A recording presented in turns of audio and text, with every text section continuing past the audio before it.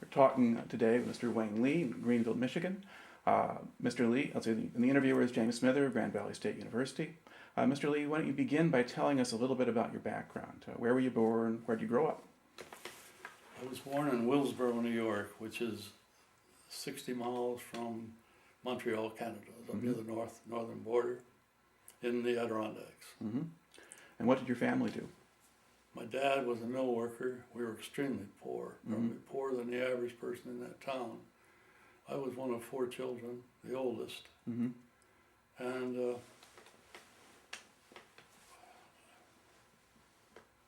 was born in 25, so I grew up during the Depression. And we didn't have anything to throw out the window, as they say. So I graduated from high school at my mother's insistence. I really wanted to join the civilian conservation corps, but all my friends did, and they came home with money in their pocket. And she wouldn't allow me to do that. She didn't want me to quit high school, so I didn't want to really anyway. So I finished high school, and work was very, very hard to find. I finally wound up working on the railroad in a Gandhi gang. What's that? Maintenance of the track. Very difficult work, very, very tough people to work for. And that's where I was working when I decided to go in the Navy. Okay, and when was that? That was in July of 43. Up to that point, had you been paying much attention to the news of the war or what was happening? Oh, listen to the radio constantly. Absolutely. Yeah. And it was affecting that little town as well as every other town. And I heard Roosevelt make his speech declaring war. And everyone was patriotic those days, not like it is here today in this war. Everyone believed in the cause, and we were all striving for the end of it. And I went in the service, and Why did you pick the Navy? I couldn't see myself doing a lot of marching and so forth. And I've always liked the water. I grew up on Lake Champlain, which had something to do with it, I suppose. So anyway, another fellow and I drove to I just said it a moment ago, and now it doesn't occur to me.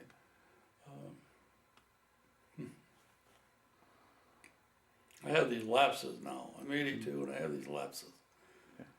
Was it a town in New York or Vermont? Yeah, it was in New York. I mentioned it a moment ago in the kitchen. Lake Placid. Okay. Drove to Lake Placid and enlisted, and then we were taken to Albany on a bus, and stayed overnight in Albany and New York, and then we were sent to radar school. No, excuse me, to Sampson for basic training. Sampson, New York was on one of the Finger Lakes. And all we had to work out with was a whaleboat out there on the lake, but we had a little taste of that, everyone. And we only had 6 weeks there because they were in a hurry to get people. And from there I went to radar school in Virginia Beach, Virginia. Okay, now describe that for us. Well, it was in a hotel, and they kept the staff on, including the chef, and we had the most wonderful food. That I remember. And what amazed me too was they had German prisoners maintaining the grounds for this radar school. Wow. That always struck me as being very odd. But that was a very short period of time too. Well, what were you learning to operate our radar? Okay. Surface radar and aerial radar. And I did pretty well there. Did pretty well in basics. That's why they sent me to radar school. They were quite selective. People say, oh, if you were a cook, they sent you to do this and that. They did not. They were pretty selective, I thought. So what made you qualified for radar school? What do they look for? I had good grades, all the tests that I took in basic. Okay. Well, what kind of thing did they test you on? Oh, gosh, I don't know if I can recall. It was just school type testing, math and was, stuff like that? Intellectual questions sometimes. Yeah. And in any event, not to blow a lot of smoke, I did well enough to get to radar school, put it that way. And we finished radar school, and they sent us to I sometimes get my two ships screwed up. The first ship, Well, was it to a destroyer escort that you were on? yeah, Okay. the ship hadn't been built yet. Mm-hmm. It was- And where do you remember where they were building it? That's what I'm trying to find. That's what I'm Okay. trying to find. I should have my papers here. I could refer to it. Where did that ship? Oh, Well- Tampa, Florida. Okay. And why were they sending you there? If the ship wasn't built yet. Well, they were starting to collect the crew, and we were the very first 4 people Mhm. to arrive in this little Navy base. It was in the center of a shipbuilding Right. area.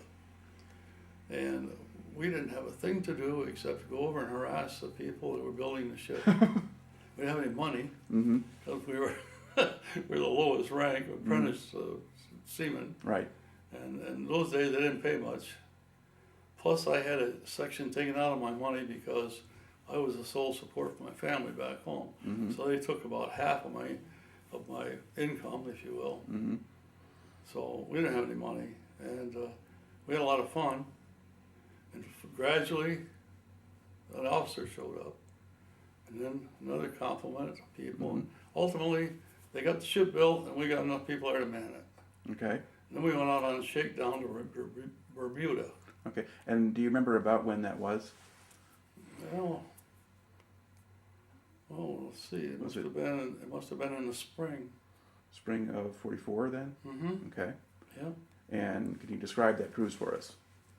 Well, it was a rough cruise. There, a lot of people were seasick Mm-hmm. because it was a green crew, and they put us through all kinds of artillery fire and plotting. I was in the communications center, they Mhm. call it, CIC. I forgot what the I stands for, but in any event, they had a dead reckoning table there with a plot, and I used to give the skipper directions as to what course to steer. Mhm. And I worked that dead reckoning table, Right.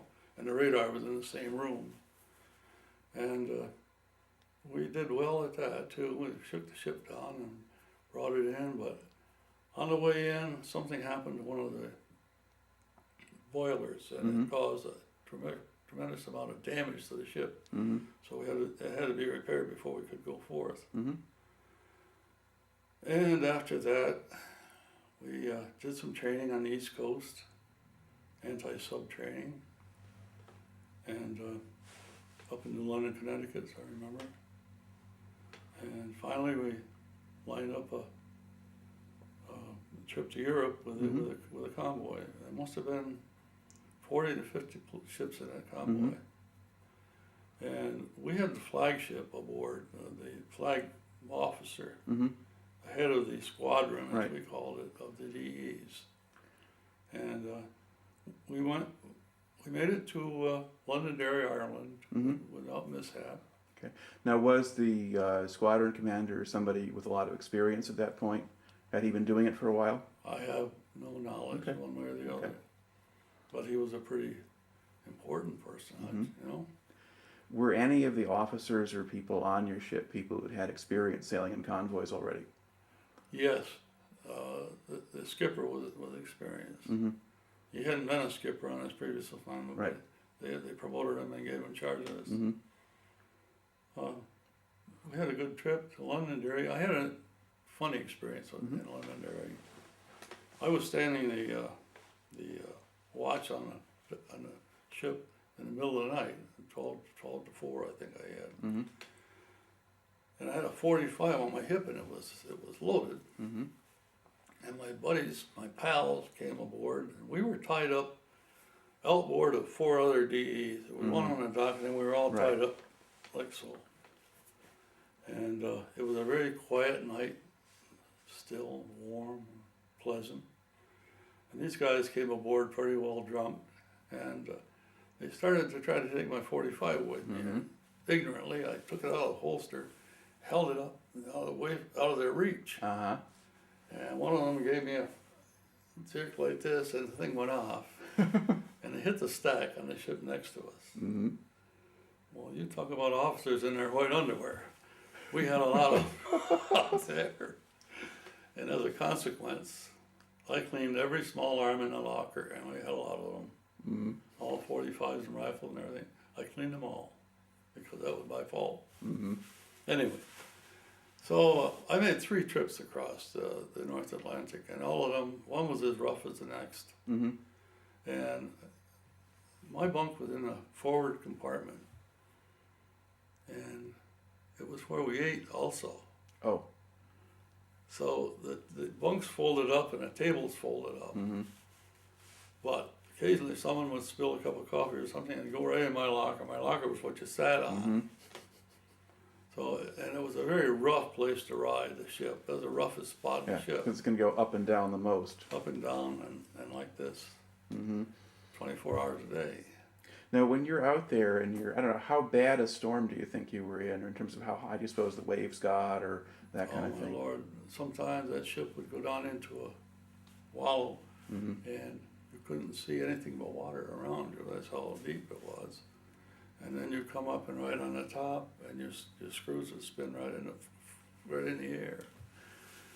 And we had 3 white canvas straps that we laced ourselves in our bunks with. Mm-hmm. And without them, we couldn't have stayed in the bunks. Yeah. And I can't comprehend how we could sleep like that, but we did. We were 18 and 19 years old, and Mhm. 20, you know. Yeah. Did you ever wonder if the ship was going to hold together or go under? Yes, indeed. The first trip, Mhm. and it would creak Mm-hmm. and squeak. And it took a terrible abuse in that water. And we'd ride up the crest of a wave, and then she'd go down and go like the devil down and bury her nose in, Mm-hmm. in that trough, and then like that, all the way up to the top. The whole thing was just quivering. And do it again. Now, when it was that bad, did you get water down the stacks or anything like that? No, Okay. I don't recall we ever did that. But we had the fuel tanks overflow on that first ship. I forgot to mention that. When we were on that shakedown, Mhm. for some reason or other, the fuel tanks overflowed, and we had diesel oil floating around and the guys were throwing up in it. Mm-hmm. And then the dirty underwear floating on that. It was like being in hell, frankly. And you go to the chow line, and the guy would get his tray full right ahead of you. Mm-hmm. And then he'd look at it, and then he'd fill it fuller with his vomit. I never got seasick for some reason or other. I don't know why not. I was lucky. Did it get better as the crew got more experience? Yes. Did they kind of get as used far to as that kind of thing? getting seasick. Yeah. However, I had one guy that was in my group, and he was perpetually seasick. Mm-hmm. You know, he made 2 trips to Europe before they let him off that ship. I never understood that. Mhm. So many guys on the beach. Mm-hmm. A lot of them wanted to go, you know. And this guy wanted to get on the beach so he could eat. Mm-hmm. He lost a lot of weight. It was terrible for him. Where were the men in the ship's crew from? Were they from all over the place? Or? Yes.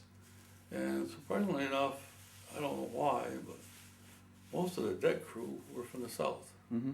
Whether they didn't have much education or what, I don't know. But a lot of my guys were from the Northeast. Mm-hmm. My best friend was a sonarman. Mm-hmm. He was from Scranton, Pennsylvania.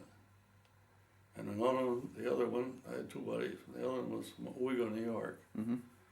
And we spent all the time on the beach together always. I had some fine times.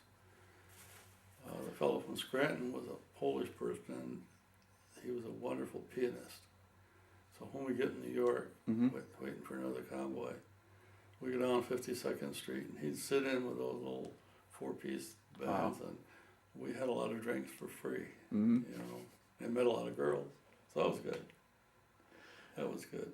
Now, when you were in, now, did you sail into Londonderry each time, or did you go different No, I places? was in Londonderry once. I was in Belfast. I was in, in Scotland. So Glasgow or someplace like that? Or, I think so, yeah. could be Yeah. West Coast probably. Yeah. And Did you get much time ashore? Yeah, we'd be ashore for 2 weeks Mm-hmm. while they were getting another convoy lined Right. up to go back home. And one time, and this is quite a story, our steering, we had problems with the steering, put it that way, in mid-ocean. Mm-hmm.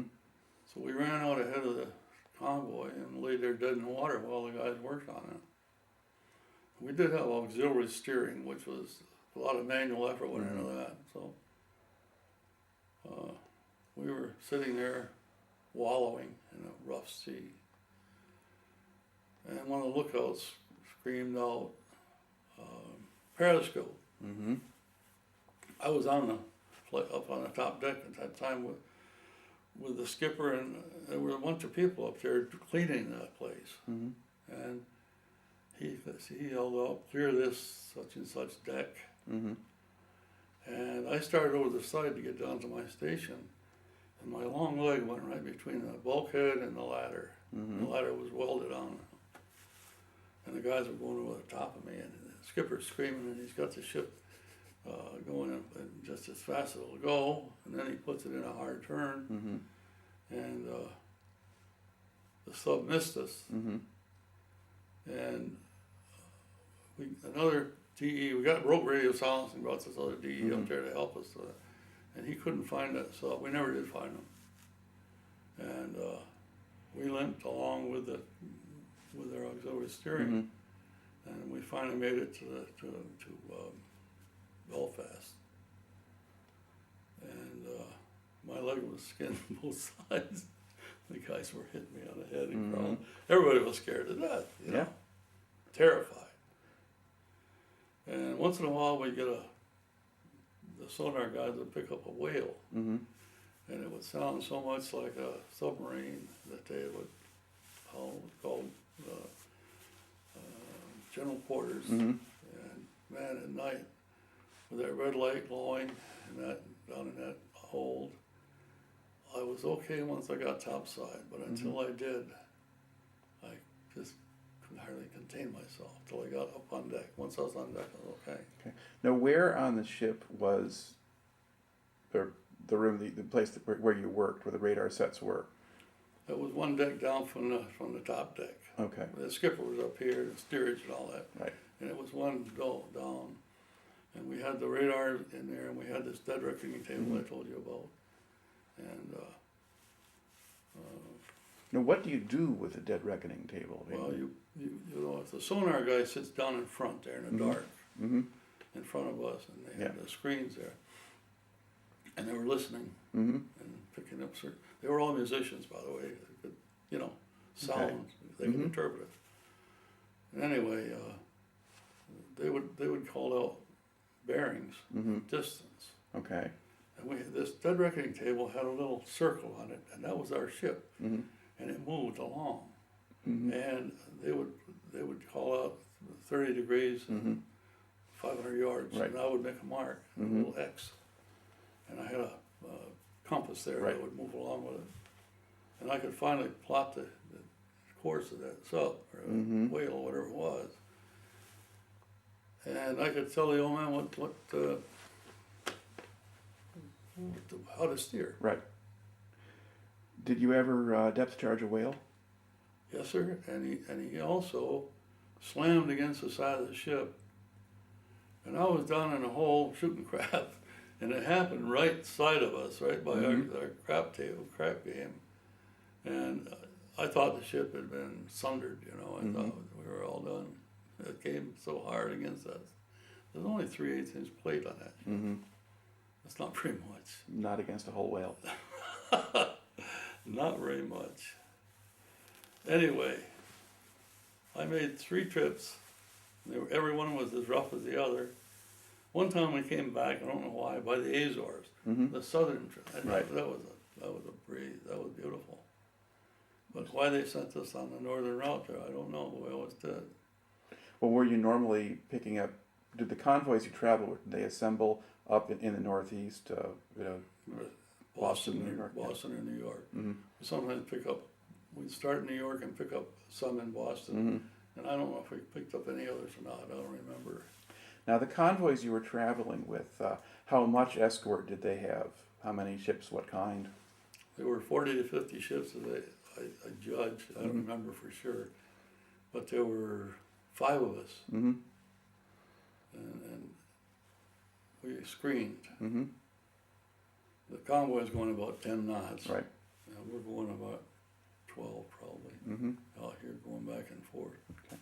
Overlapping the screen with the next ship and so forth. But you just had the destroyer escorts, you didn't have any other kind of ship? That's all we had, was Okay. destroyer escorts.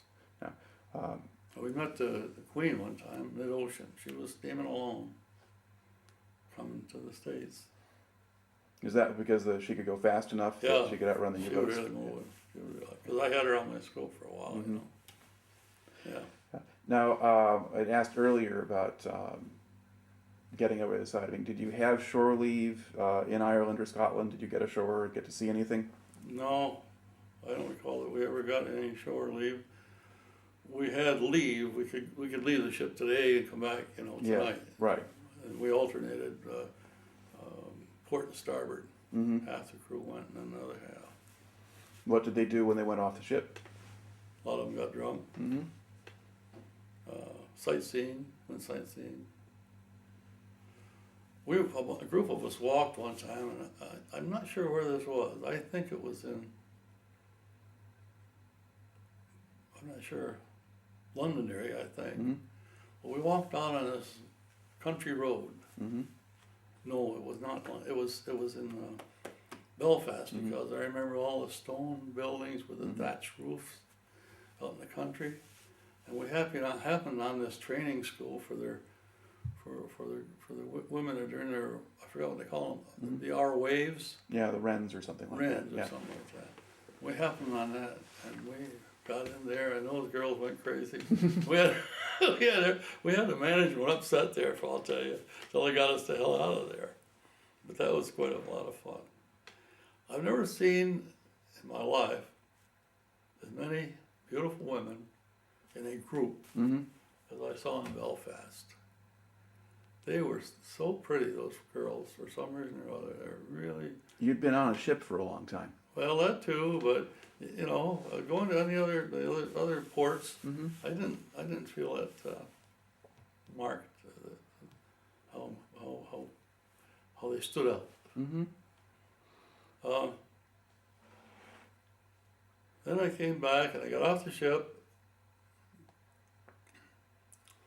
I was selected as one of 1,000 men on the fleet to go to V-12 school, Officers Canada School. Mm-hmm. And it was up in Pennsylvania, in a little town.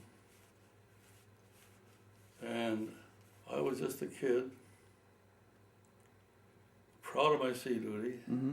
Most of the people in that program had not been to sea. As Mhm. I say, I was one of 1,000 selected for the whole Right. program. And we go ashore, we go uptown to buy candy or whatever, Mhm. and the people there would sneer at us going to school, and their husbands and brothers Mm-hmm. and fathers were getting killed. I got enough of that. Stupidly. Mm-hmm. I screwed up so I could get sent out of the program. Mm-hmm. And they did. They sent me back to Philadelphia Navy Yard for reassignment. And while there, being a wild kid, another guy and I went ashore one night and had a few beers. I said, and it was in the middle of winter. Mm-hmm. I said, I'm going home. I stepped out in the street and put my thumb up, and a lieutenant stopped and gave me a ride before this guy could say. Mm-hmm. I said, answer roll call for me. Mm-hmm. Well, I got back about 4 days later. He was a nervous wreck. I got back there 8 o'clock in the morning. Mm-hmm. 11 o'clock that morning, my orders were posted on a bulletin board. And we left for Texas that night Mm-hmm. to pick up my next ship. And there again, they just laid the keel, and they were well along with it. Mhm. But we didn't have anything else to do except harass the people again. Mm-hmm. We did a little training, but it was minimal. I was in Orange, Texas. And because I had shaken down a ship, I guess that's why I was sent there. Mm-hmm. We went out to Cuba. Mm-hmm. Guantanamo Bay, and shook that ship down out there. And what kind of ship were you on this time? It was an APD, and it was a DE hull. Mm-hmm. Was designed to carry additional troops. Mm-hmm. The top side was all closed in, where you normally would have a walkway Right. open, and that's where these guys were bunked. Now, how was that ship to sail? Was it kind of top heavy, or did it just seem the same? Didn't seem to affect them much, but I don't think it was a whole ton of weight. Yeah. They probably had enough supplies for those guys in the Mhm. hold, Right. offset it, because we did carry a lot of stuff. And make a long story short, we shook the ship down and came back and got fueled up and went through the canal Mm-hmm. over into the Pacific up to San Diego, and we did extensive training. We took this crew aboard there, and they were the remainders of a number of those frogmen teams that had been fighting in the islands, Mm-hmm. and they were tough guys. Mm-hmm. And they were all first-class chiefs. They rated them about every month. Right. And it was fun to go ashore with them because they didn't give a damn about anything.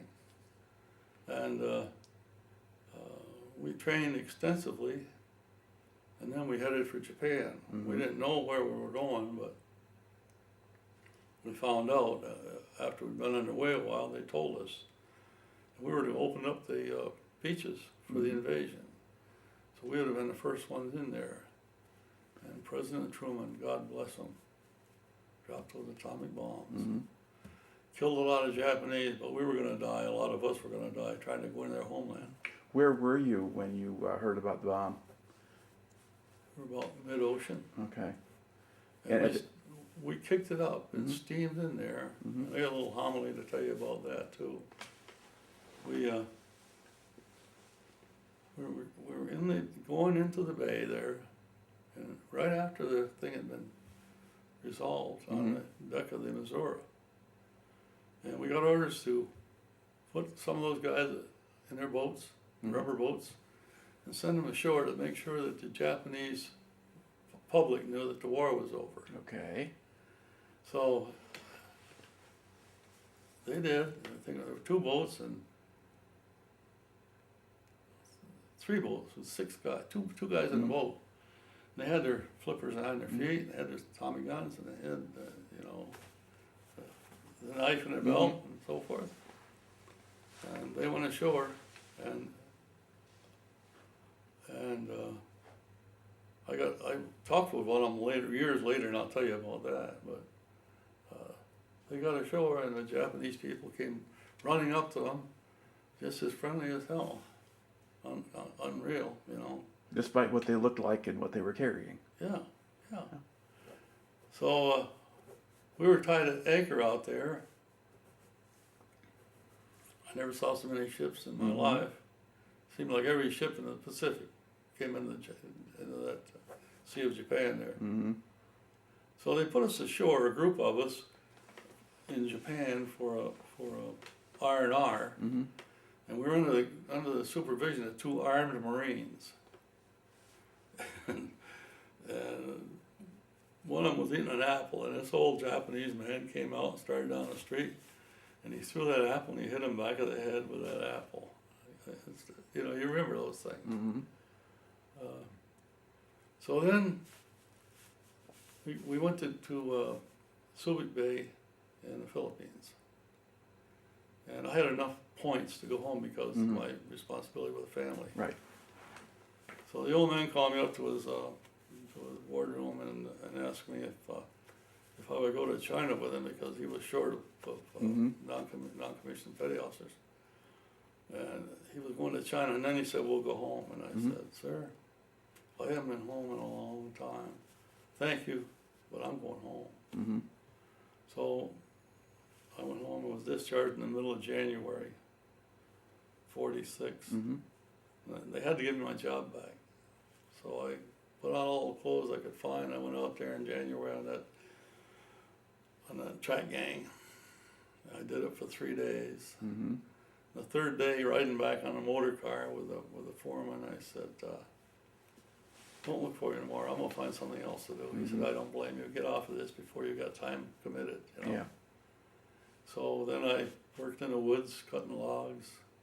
Worked in a post office as a postal clerk. Went back to the woods because I wasn't making enough in the post office. Well, in the meantime, I got married along the way, but that's not, you know.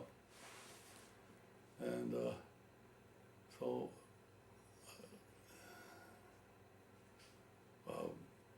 brother-in-law of mine said to me, "Oh, I went down to my wife's father's farm in Oneonta, New York, and started living there with them. We did. We had one child, and I got hay fever so bad I couldn't stay on the farm. I just couldn't sleep at night. So my brother-in-law was a Syrian guy from Michigan, or from Binghamton, and he said, "Come on down to the Valley of Opportunity with me, Earl, and get a job down there." His father had a restaurant, so I worked in a restaurant for a while. Finally, a guy came in that was a good friend of the man who owned the restaurant. This is this guy's father. He said, "I'm looking for a good man for my ice cream plant." And he said, "There's a good man right there." So he interviewed me and he took me on. I worked there 2 years making ice cream.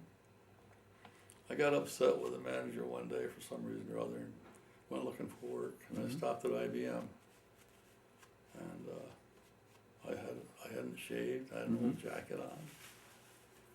Anyway, they called me for a, and this is kind of funny too. They sent us a telegram. We didn't have a phone. We were living in a GI housing project.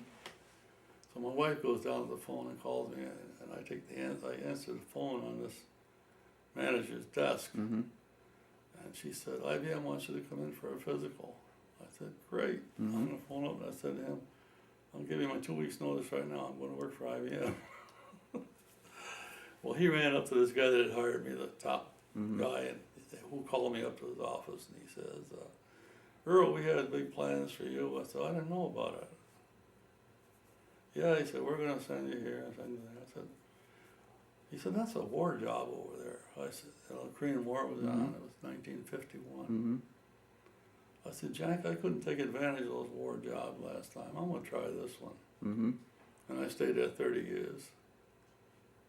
What kind of work were you doing for them? I was doing management 22 of the 30 years. You know, different levels of management. Okay. You had mentioned earlier meeting up with one of those frogmen or whatever, the guys who were yes. working there.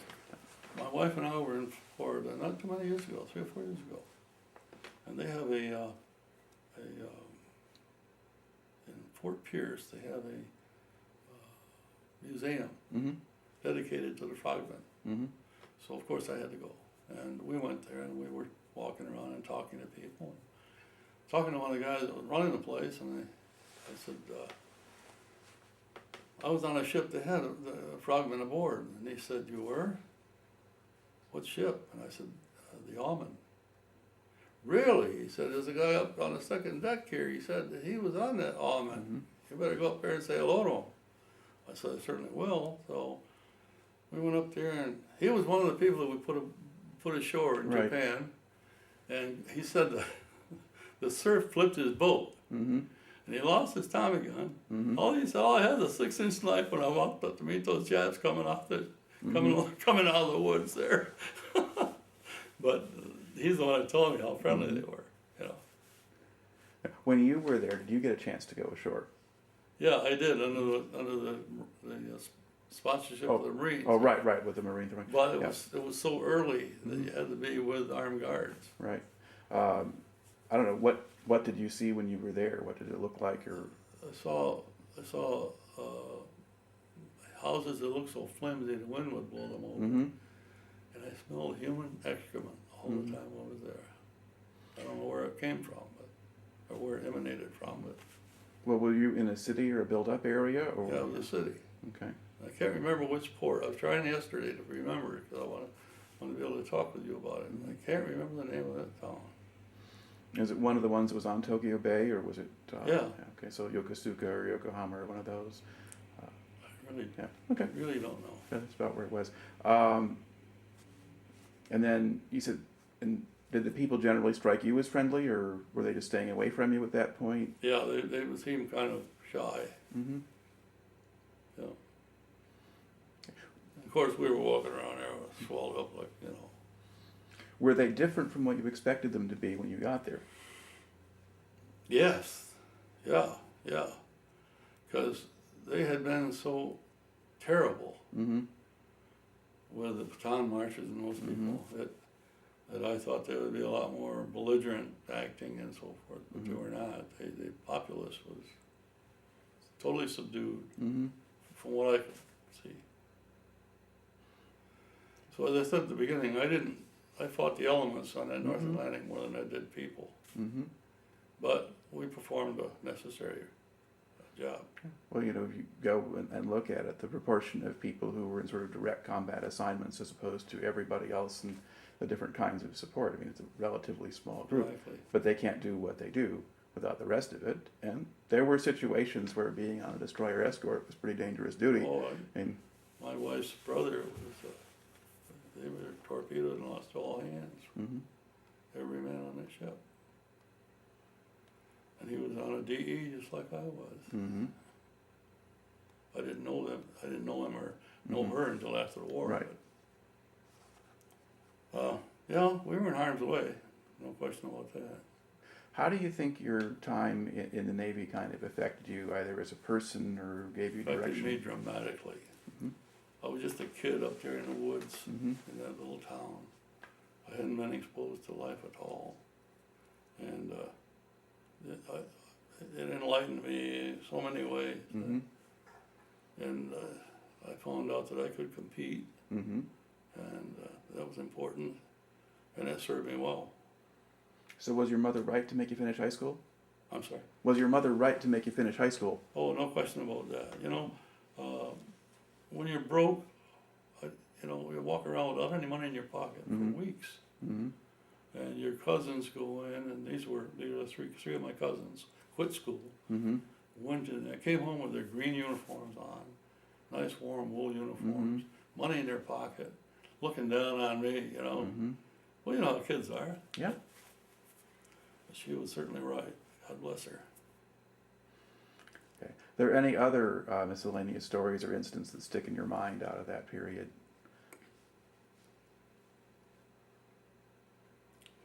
There are probably lots of them if I could remember them, if I could recall them from at the moment. But Do you, aside from that one situation where your ship was by itself and trying to fix stuff, did you otherwise encounter U-boats or have? yes, we had what they called porcupine. It was a fairly new device. Mm-hmm. It was, sticks of like dynamite sticking in this box, sitting in this box, and I think there were about 3 or 4 dozen of them. And they would shoot over your bow. Mm-hmm. And we got some oil, but that's all we got. Mm-hmm.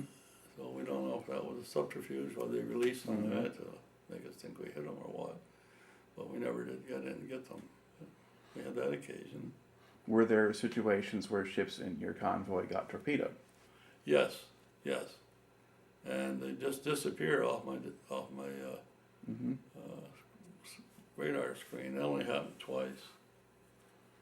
By that stage in the war, there were not that many submarines out there, and they had to be pretty careful. But there were still some. They were not so many there, but they, you know, we docked alongside of some of these Canadian corvettes Mm-hmm. over there in Londonderry. Yeah. And they were making that Murmansk run. Mm-hmm. And the subs were knocking on ships out there to beat hell because it was closer to Germany. Mm-hmm. You know. One of my friends that I got to know later in years said to me, "God, Dan, you could, Davy Guide," he said, he was in the Army. Mm-hmm. Every time you let me off on the beach, people started shooting at me. Mm-hmm. Oh, I like that Navy. If it hadn't been so much class distinction, I probably would have stayed in. Mm-hmm. But the officers had freshwater showers, and we had saltwater showers, and so on and so on and so on. You know. Well, how much of a distinction was there on a destroyer escort? It's not a very large ship. Dungaree Navy, we were called. Mm-hmm. And we never put on undress blues to go to chow or anything like that. We had to muster when we were in port. We had to muster and so forth, but it was pretty slack. And so, how did the officers treat you, or the captain, or whatever? I'm sorry. How did the officers treat you, or then the enlisted men generally? Oh, they treated us like friends. Mm-hmm.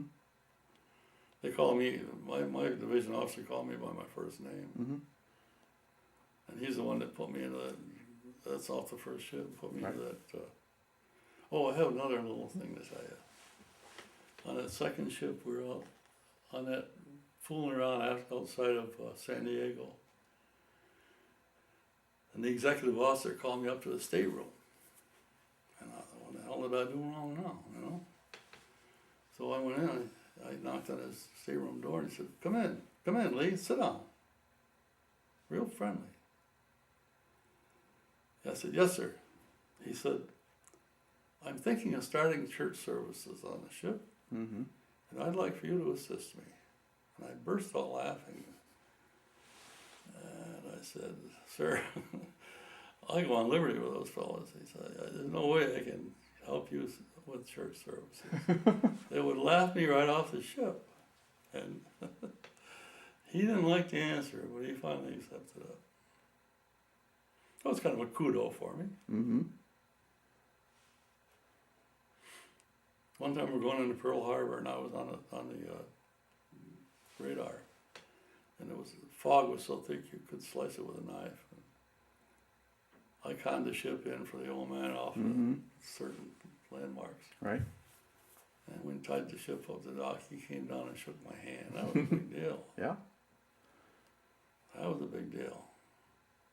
So I had some successes along the way there. Now, did that seem any harder to do to you than some of the stuff you'd had to do earlier on the destroyer escort or whatever? To get into Pearl Harbor, I mean, was that a particularly hard job in the fog relative to other things you've done? Or had you just done enough of it by then? I had done enough of it by then. It was duck soup. Mm-hmm. And we used to train with those wrens that we talked about earlier, out there at Pearl. And that was kind of fun to work with them. So were you ashore with them in shore facilities and working with them on radar there, or did they come on the ships, or? No, they had facilities on the ship, on the base, and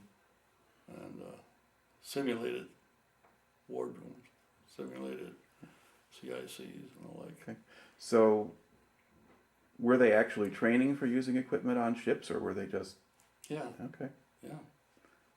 Refresher courses, that kind of thing. Okay. So why were they training women to serve on ships? I don't think they normally put them on ships. The British did have them on Oh, the ships. British did, yeah.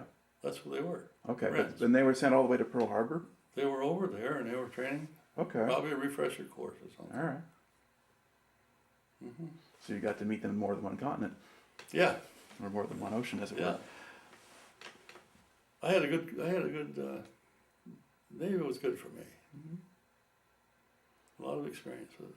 I should have stayed in that P-12 and gotten a college education because we could not afford it, and it was a chance to have it, and I was very stupid. I was a young, stupid ass, that's all. I regretted it all my life, that part of it, but I tried to do as well as I could beyond that, and I was pretty successful. Well, it ended up doing pretty well at the end. Yeah, Yeah, I did. I should say so. All right. Well, thank you very much for talking to me. My pleasure, sir. Mentioned, by the way, that my